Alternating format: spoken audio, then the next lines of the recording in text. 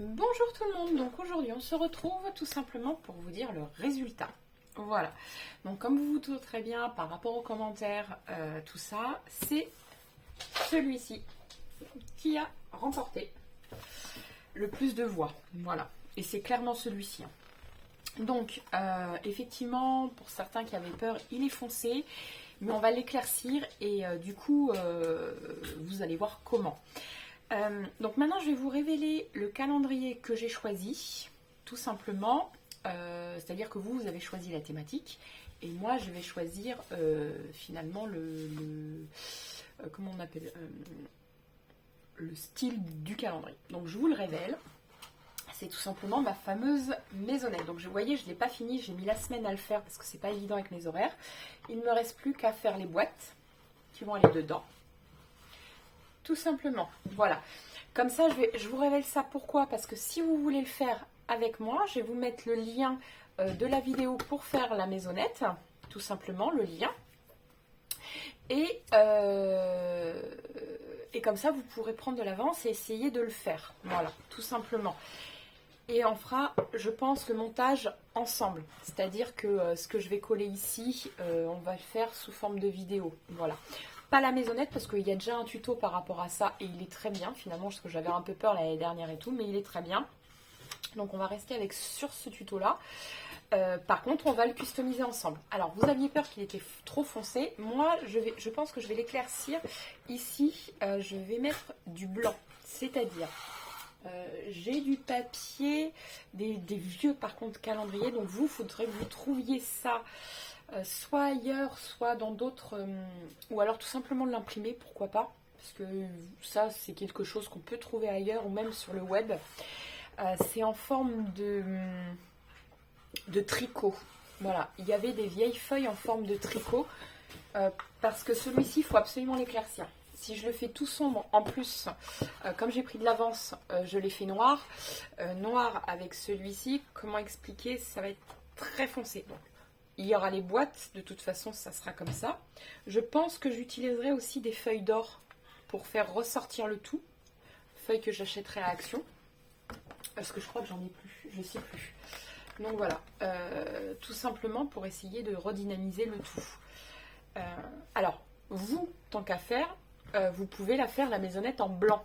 Moi, j'avais pris de l'avance et pour le coup, je l'ai fait noir. Voilà. Mais vous prenez de l'avance et pourquoi pas faites le blanc. Ça évitera de prendre d'autres coloris. Comme ça, vous pourrez le faire à votre façon.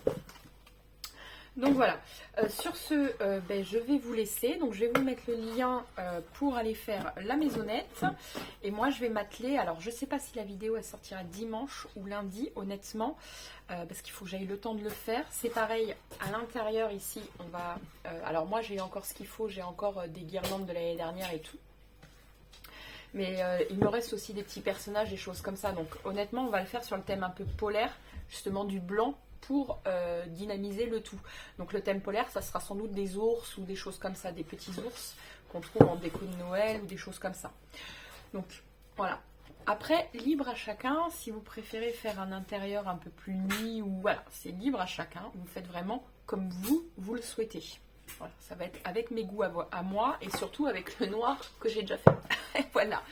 Donc voilà. Donc on va prendre ce bloc là et donc du coup je pense, je vais regarder vite fait.